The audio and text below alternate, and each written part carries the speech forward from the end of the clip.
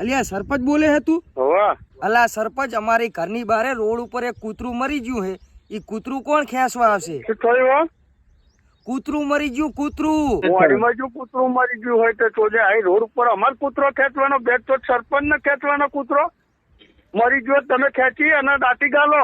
પણ અલ્યા સરપંચ, મેં તો એવું સાંભળ્યું તું કે અમારા ઘરે કૂતરું કે ઢોરું કે પછી મનાડું મરી જાય તો ઈ તમારે ટહેડવા આવવાનું. અરે આવવાની જો જરૂર. અલ્યા પણ તમે સરપંચ બન્યા હો તો અમે તો તમને જ ફોન કરે ને, અને અમે વોટ કને આલ્યા હે? તમને આલ્યા હે, એટલે આ બધું તમારે જ કરવું પડે. વોટ આલે વાડીમાં જવા આલે શું કરવા લોહી પીવા? કૂતરો ખેંચવા આલે બેન ટોકો વર્ગે રહ્યા આખો દાડો માછો જો કૂતરું મરી ગયું, બલાડું મરી ગયું, ભૂંડળો મરી ગયો તે અગર તમારા માટે ખેંચી નહીં ખાવાનું.